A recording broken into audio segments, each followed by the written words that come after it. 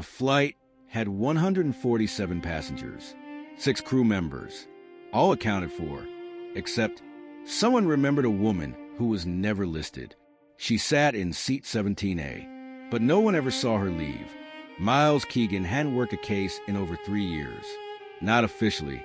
He still wore the badge, faded and scratched, tucked into his wallet like a souvenir from a life that no longer fit. But today it buzzed again. A case file pinged his name, and not by accident. Subject, Flight 259. Incident type, manifest anomaly. Details, 1 unregistered female presence suspected. Assigned, Keegan M. He sat motionless for a few seconds, staring at the screen. It was the kind of line item that should have been archived and forgotten, but this one was flagged, and flagged again, by 3 different agencies. The report was minimal. Boston arrival, routine internal flight, no emergency, no crash, no missing aircraft, just a woman who wasn't supposed to be there. 2 hours later, Miles stood in a secure FAA surveillance room, alone except for the humming of drives and the flickering of time-stamped monitors. He pressed play. Denver International, Gate C-27, boarding for Flight 259. The camera's wide angle showed a group of passengers queuing. Most had heads down, phones, backpacks, standard. But there she was. At 10 hours, 41 minutes, and 18 seconds, a woman stepped into frame. Dark coat, gray scarf, small black carry-on, no visible phone, no badge swipe. She walked steadily toward the boarding tunnel. No hesitation, no glance to the side. She didn't look lost. She looked placed. Miles rewound it, watched again, slower. She never checked in with the gate agent. The agent, in fact, didn't even look at her, as if she wasn't there. And yet, there she was, clear as day. He took a screenshot, zoomed in. The frame froze. Her face was soft, expressionless, like someone rehearsing being a person. But the eyes, they were locked straight on the lens, like she knew someone would be watching. Later, Miles reached for the manifest. 147 names. No Elena Marsh. No anomalies. Every ticket matched to ID. Every seat to a person. Except 17A, aisle seat, mid-cabin, booked under David H. Klein, a 63-year-old insurance broker from Omaha. He confirmed he was seated next to a quiet woman who slept the whole flight. Describe her vaguely. Dark jacket, pale skin. I think she had a scarf. But when asked to describe her face, he hesitated. Honestly, I don't know if I ever looked at her. She didn't move much, didn't talk. She was just there. Miles frowned. He rewound again. This time, he tracked her path from security to the gate. The security camera at TSA didn't catch her. Not in line, not in the scans, not on the other side. But from gate footage forward, she was present, fully formed, fully physical. Just not digitally documented, not scanned, not clocked, not validated. Miles leaned back, exhaled. There's a term in aviation for system inconsistencies, phantom gaps. They're usually blamed on signal loss, satellite interference, operator error. But this was a phantom person. He filed a request for body cam footage from the cabin crew. A few hours later, a partial clip came through, taken during turbulence, around 40 minutes into the flight. Flight attendant Tina Welch is seen walking the aisle. Passengers are visibly reacting to the bump. Seatbelts fastened, some looking concerned. She passes row 17. And there, a blur, a static glitch in the feed, a flash of gray fabric, dark hair, but the face, scrambled, like the frame skipped. Miles slowed the feed to 0.25x speed, frame by frame, and in a single broken moment, the woman in 17A turned slightly, not toward the window, not toward the aisle, toward the camera, and smiles, but the smile, too wide, too still, too aware. Then she fades. The footage resumes, perfectly stable. Row 17 appears empty. Miles closed the laptop slowly. His hands felt colder than they should have. He checked the file again. The final line of the report glowed under the monitor's light. Elena Marsh, not on manifest. Last seen exiting JetBridge C-27 at Boston Logan. Never recorded entering terminal. He stared at the name. Something about it scratched at a deeper part of him. He had seen this before. Not the woman, not the glitch, the pattern, the shape of how something shouldn't exist. But did. Miles Keegan whispered to himself, almost against his own will. She wasn't supposed to be real. And yet, she had boarded. And now, she was gone. No one flies without being noticed. There are tickets, signals, digital footprints, even ghosts leave echoes. But she left nothing. Miles Keegan sat alone in the low-lit FAA review center, a stale cup of coffee untouched beside him. On the screen in front of him was a live recreation of Flight 259's internal network log, a data-rich stream of MAC addresses, passenger Wi-Fi pings, and time-stamped activity. 147 names. 147 devices connected at some point during the flight. Phones, laptops, tablets, normal. Then there was one more.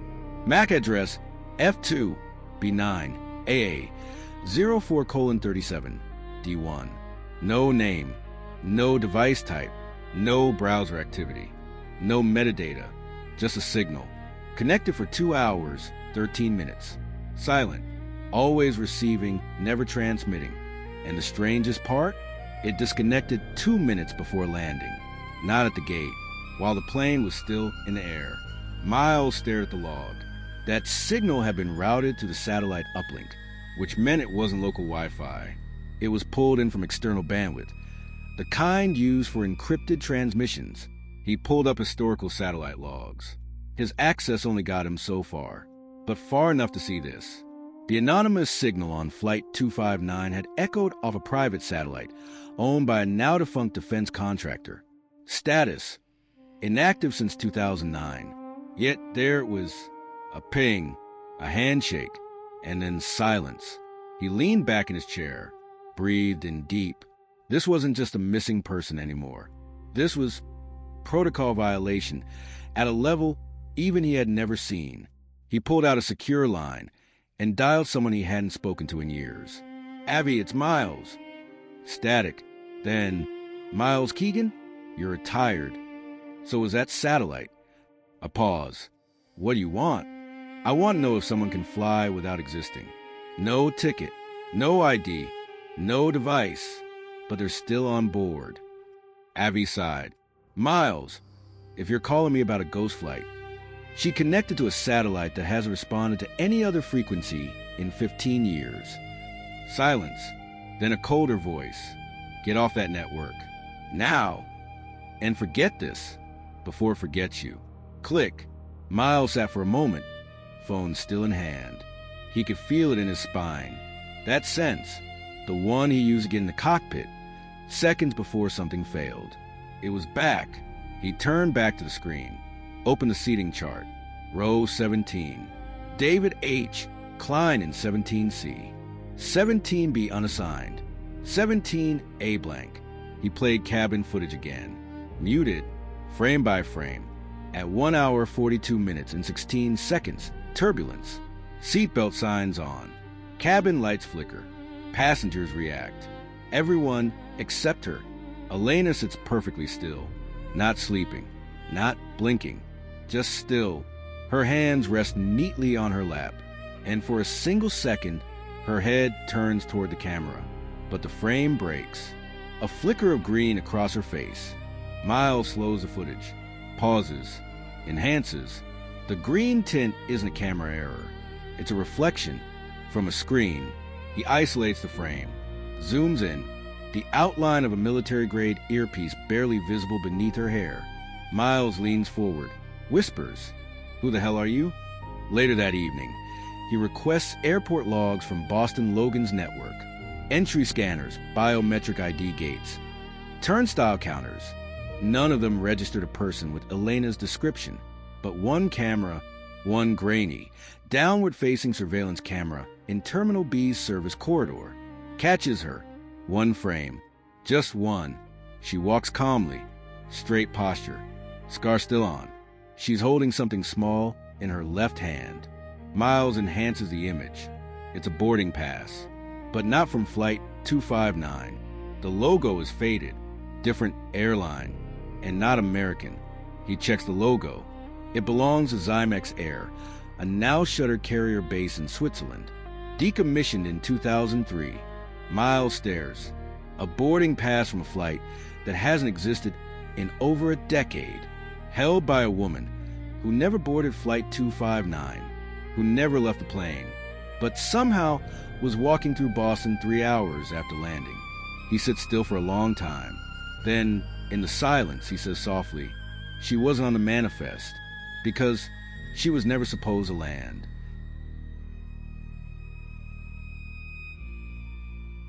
She didn't scan in. She didn't show up on any list. And yet, someone remembered her face, but not her name, not her voice, not even if she blinked. The interview room smelled like recycled air and old coffee. Tina Welch sat across from Miles Keegan, wringing her hands slowly, her eyes locked on the table.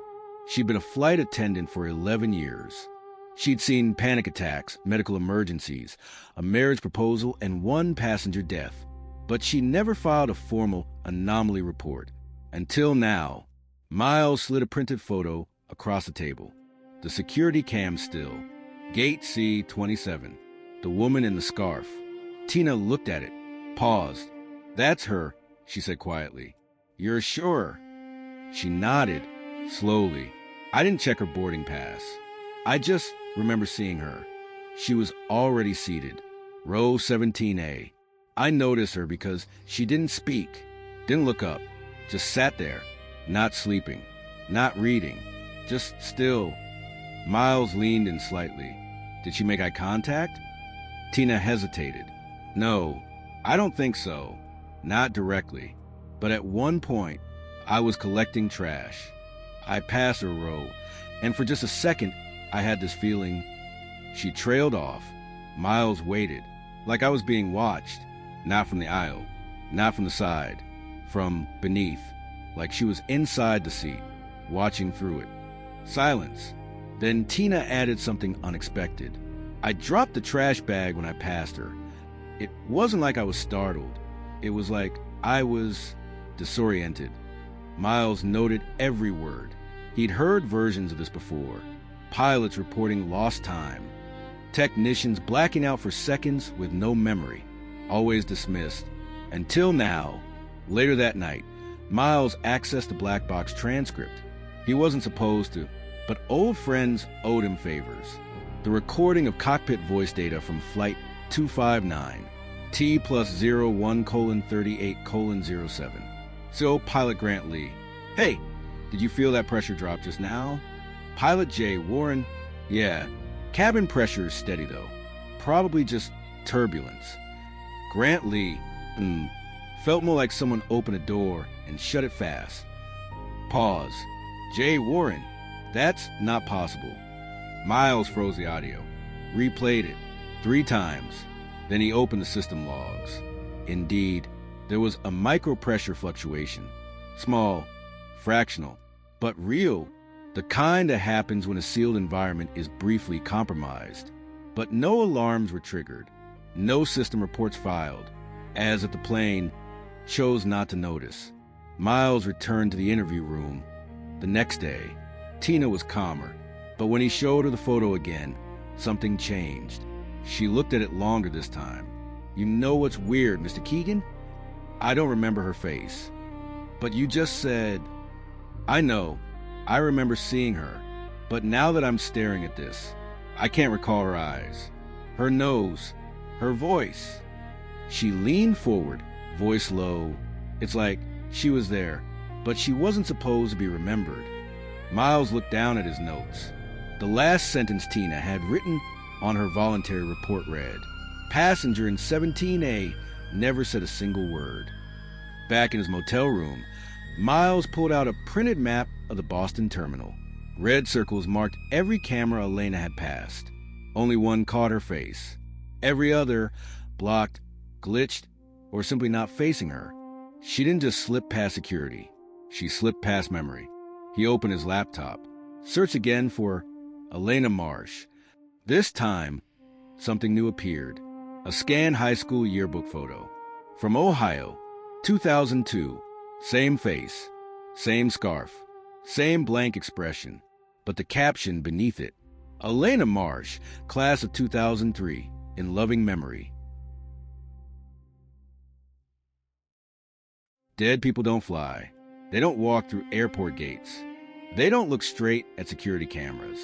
So if Elena Marsh died in 2003, who boarded Flight 259, Miles Keegan sat at the window of his cheap motel room, the yearbook photo in one hand, a scotch in the other.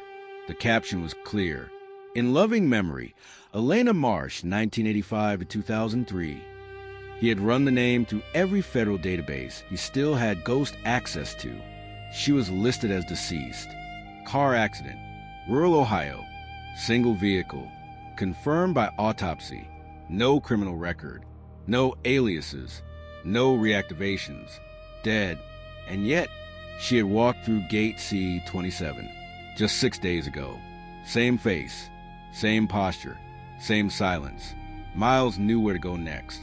He called in a favor, a quiet contact inside the Office of Transportation Systems. Someone who didn't ask questions anymore. I need the pre-flight manifest for 259, the original, not the uploaded version. I want the first file created. The voice on the other end side. Miles, you're poking inside restricted ops again. Do it anyway? An hour later, an encrypted email hit his inbox. Miles opened it. Line by line, he scanned the original manifest file, metadata, and all. Creation timestamp 06:13:09.211Z. 27 minutes after the check-in process had begun, which was too late. Airline protocols require the manifest to be created before boarding opens. Miles frowned. He checked the edit history. One user ID appeared. Just one. Gilly02. His mind froze. Grant Lee, the co-pilot of Flight 259. That night, Miles made a decision. He drove 3 hours across state lines to a quiet airfield where grounded commercial pilots worked as private instructors. It was there he found him, Grant Lee, sitting beneath the wing of a twin prop trainer, polishing his headset. He looked older than Miles remembered, thinner, less sure of himself. When he saw Miles, he didn't smile. He just asked, "So, she's back?" Miles sat beside him. "You saw her?" "No, I felt her. I've only ever had that sensation once before. Right before my father died, I was in a room with him, and I felt this presence, like gravity in reverse. That's what 17A felt like." Miles pulled out the manifest. "Why did you edit this?" Grant stared at it, longer than necessary, then said, "I didn't. At least not consciously." That terminal screen at the gate flickered. Then the system asked for my login. "That's not normal.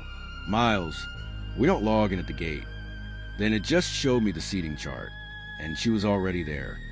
"So you approved it?" "No, it printed itself."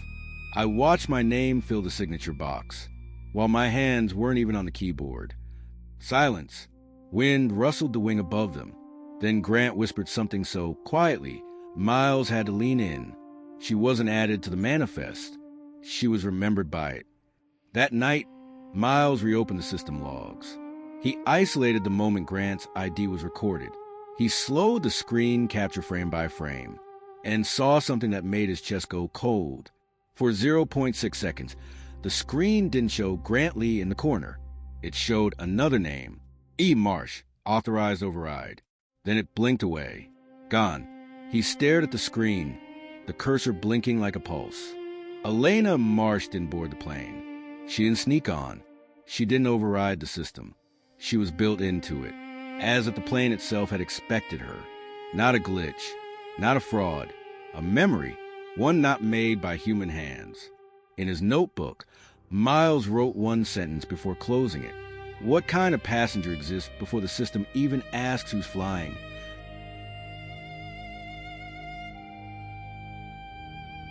Before she disappeared from the plane, she had already vanished once before. The difference is, the first time, no one noticed. The second time, someone was watching. The autumn wind carried a bitter edge across the outskirts of Dayton, Ohio. Miles Keegan parked outside a modest white-paneled house. A rusted mailbox reading, Marsh. He had followed a paper trail that didn't want to be followed.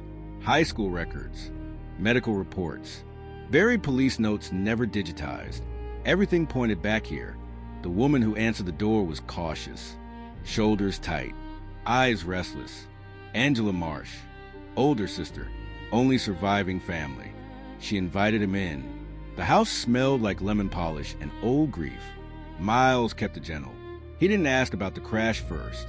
He asked about Elena. Angela smiled, small, tight. She was bright, not in the usual way. She didn't talk much, but she saw things. Not ghosts or anything like that, just patterns. Miles raised an eyebrow. Patterns. Angela nodded. In how people moved, what they forgot to say. She once told me she could tell if someone was lying just by how their shoulder tilted. She chuckled once. We thought she'd become some kind of profiler, but she didn't go to college. She stopped applying after senior year. Said she had something else to do. What? Miles asked. Angela's face changed. The smile faded. She never told us, only said, "There's something I have to finish. It's not mine, but I'm part of it." Miles sat still for a long time. Then gently, he slid a photo across the table. Elena at gate C-27.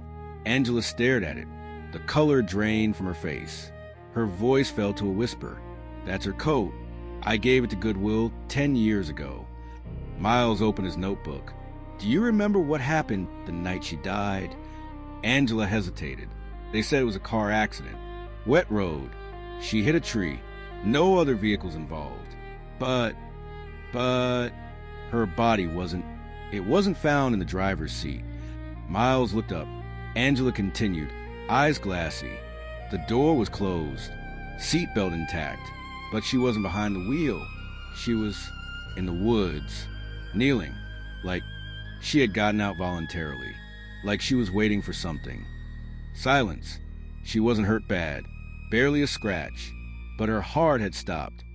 Heart attack. They didn't know. Autopsy said, cause undetermined, but I think she left on purpose. Later that night, Miles drove to the county archive. He requested access to the police evidence from the 2003 crash. It took hours. Dusty boxes, yellowed envelopes, old CDROMS. And then he found it.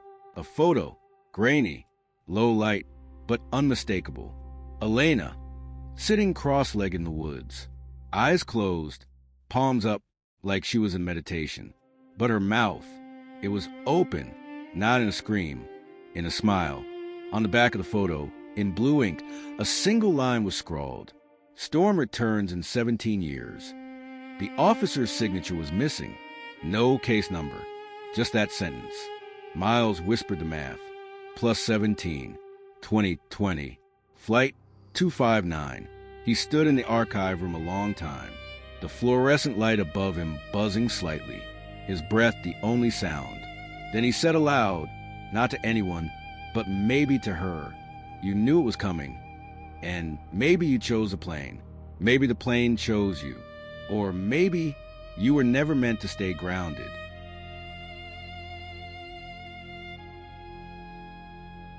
Doors on a plane don't open midair. Everyone knows that. But what if a door said it opened just for a moment, and no one was missing except the one who was never there? The cabin logs of Flight 259 weren't supposed to be remarkable. Routine cruise, no deviations, mild turbulence. But Miles Keegan had learned something about routine. It's where anomalies like to hide. He stared at the event timeline report pulled from the aircraft's onboard system. At 1 hour, 49 minutes, and 32 seconds mid-flight, 32,000 feet above Kansas. A single line blinked on the log. Emergency hatch sensor. 2A. Brief open, 1.3 seconds. Miles frowned. That was impossible. Cabin doors are pressure sealed.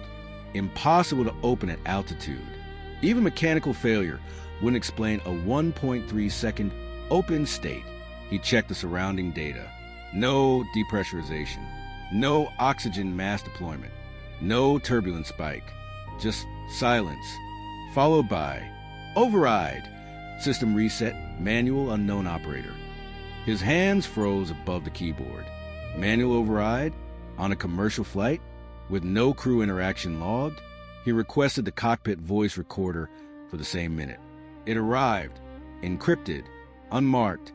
No official tag, which was already a red flag. He played the audio. 1 hour, 49 minutes, and 30 seconds. Cabin ambience. Low engine hum. Intermittent beeps. Then a soft click, like a latch, followed by a rush of air, barely audible. Then a woman's voice. Not screaming. Not panicked. Whispering. It's not a door if it opens for me. Then dead silence. Then beep. Cabin door reset. Crew footsteps. Flight attendant muffled. Sir, was there someone in 17A? Male voice. She just wanted to laugh. Wait. FA. Seats empty.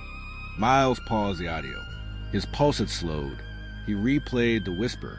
Clean. Soft. As if she was speaking directly to him. Not to the cabin. Not to the crew. To the one who would listen later.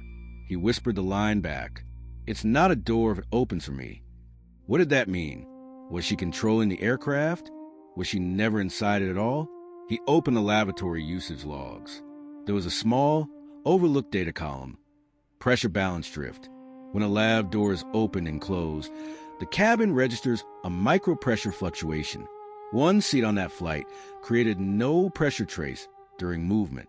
17A. In the same log minute, there's a line. Seat sensor 17A deactivated. Manual override. Code not recognized. Miles exhaled, leaned back in the cold metal chair of the review room. The aircraft wasn't compromised. The crew wasn't negligent.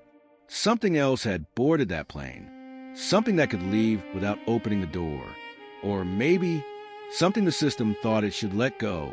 He called Tina Welch, the flight attendant. Again, they met in a cafe just outside Boston Logan. She looked tired, older than a week ago. When he asked about the moment 17A was found empty, she barely blinked. We thought she was in the bathroom, but it wasn't locked. No one inside. No trace. She just wasn't there. You didn't make an announcement? Miles asked. Tina looked at him. I wanted to. I felt it in my gut. But every time I went to PA's system, I forgot what I was going to say. Miles froze.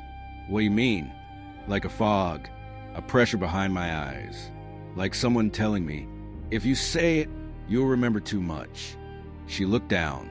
So I just kept walking. That night, back in his motel, Miles played the cabin audio one last time. He closed his eyes, focused only on the whisper. It's not a door if it opens for me. Suddenly, something occurred to him. He scanned the aircraft schematic. Hatch 2A, the one that showed the brief open, wasn't a door for passengers. It was a maintenance access hatch. Never used during flight. Never monitored for cabin entry. But it opened, and something left. Or something entered. He drew a circle around it on the blueprint. Wrote 2 words beside it. Portal event? Then below it, he wrote something else. Something he didn't want to admit. She wasn't trying to escape. She was returning. You can erase a file. You can erase a passenger. But you can't erase a moment someone saw her. Because memory isn't stored in systems. It hides in silence. The footage was broken, not corrupted, deleted. Miles Keegan sat inside an FAA archive server room, lit only by a monitor glow and a mechanical hum of ancient drives spinning. He had come to recover the last uncompressed cabin feed of Flight 259, the only source that might contain a full-angle shot of Seat 17A during the final descent. But it was gone, not missing, not misfiled, gone. Metadata logs showed the video file had been accessed remotely at 3:07 a.m., 19 hours after plane landed. The user ID? EM Exnol, not FAA, not Homeland, not civilian, just a blank shell account, tagged with a string of zeros. Miles leaned in, typed a command to track server history. Every image frame from seat 17A during the flight had been flagged for visual distortion, except one still existed. One frame, 1 hour, 42 minutes, and 31 seconds. He clicked, low res, compressed, glitchy, but she was there, head slightly turned, dark scarf, gray coat, sitting upright, eyes on the cabin camera. And then her lips moved. Frame by frame, he watched. 3 syllables. He tried to read them. Played it again. Slower. First syllable. Re. Second. Them. Third. BR. Remember? Miles sat back. Suddenly, the room felt colder. The lights overhead dimmed slightly. A flicker, not power-related. More like presence-related. He whispered to no one. "I do." He drove back to his motel, opened his laptop, and found something waiting for him. His email inbox had a new message. No sender. No subject. One attachment. Record M for a... He clicked. A soft, broken voice. Elena's voice. Whispering. I existed. Not for long, but just enough to echo. Then static. And layered under the static, a second voice. His own. "Who are you?" But he had never said those words aloud. Not in a recording. Not in the cabin. Not to her. He reached for his phone. Opened his call log. All outgoing calls from the past week were gone. All texts erased. Even his notes app was blank. Only one note remained. Auto-saved by the system. What you remember is what they can't control. His hands shook. He connected a drive to export his research.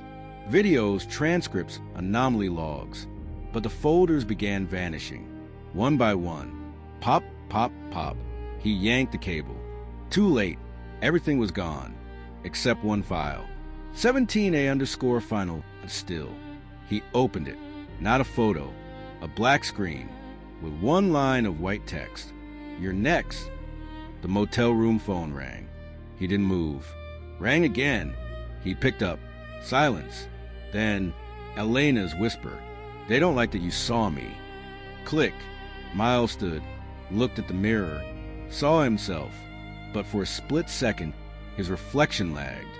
It blinked later than he did, tilted its head slightly wrong, like it was trying to match his rhythm, but had never been human. He drove to the airport. It was instinct, not logic. Boston Logan. Terminal B.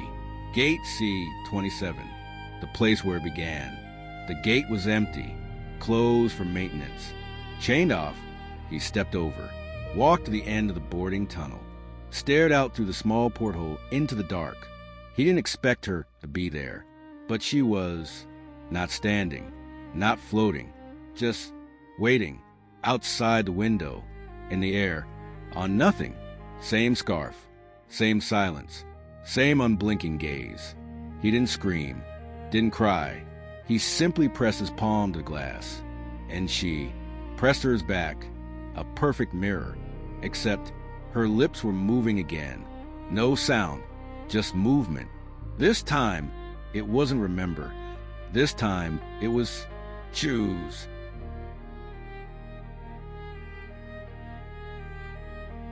Some people vanish from the world, others vanish from memory, but the rarest ones are those who vanish from systems and still leave behind a feeling. The airport corridor echoed with the soft hum of sleeping infrastructure. Miles Keegan walked slowly, his footsteps muffled by the industrial carpet of gate C-27. It was midnight. No flights, no staff, just silence, the kind that feels like it's listening. He reached the end of the tunnel, stopped at the sealed glass, the same spot, the same window where she had been, but this time, no one waited, just his own reflection. and the dark behind it. In his coat pocket was a flash drive, the only copy left. One corrupted frame, one distorted voice memo, one digital shadow. That was all that remained of her, of Elena Marsh, except he still remembered her face. He still heard her whisper. He still felt the pressure shift when her seat went empty. And if he remembered, didn't that mean she still existed? Somewhere? He turned away from the window, sat down on the cold gate bench, pulled out his notebook. The pages were mostly blank now, wiped by something that shouldn't have been able to wipe anything. But page 17 was untouched. A single line remained. She wasn't trying to be seen. She was trying to be forgotten by the wrong people. Miles closed his eyes, let the timeline play in his mind. A girl dies in 2003, disappears from the world, then 17 years later, reappears for exactly one flight. No name, no seat, no destination, just a place to sit, a window to stare through, a whisper to leave behind. He remembered Angela's words. She said she had something to finish, something that wasn't hers, but she was part of it. Was Elena a person, a program, a memory injected into systems by something older? Or was she just a girl who learned how to slip through the cracks? So no one could stop what she had to deliver? Miles looked at the flash drive. He could turn it in. He could go public, expose the anomaly, start a new investigation, a new panic, a new silence. Or he could let her go. He walked to the USB port of the airport terminal security kiosk, slid the drive in. One last time. The screen blinked. The cursor pulsed. It loaded.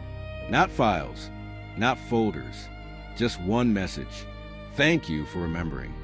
Then the drive sparked and died. No alarms went off. No security rushed in. Only the soft buzz of the screen as it returned to the welcome page. Miles stood there for a long time. Then he whispered, "You were never on the manifest, but you were always on the radar." Back in his car, he turned on the radio. White noise, then her voice. One last time, not a whisper, a hum, a melody he didn't recognize, but felt like he had heard before. A lullaby, maybe, and under that melody, his own voice. What you remember is what they can't erase.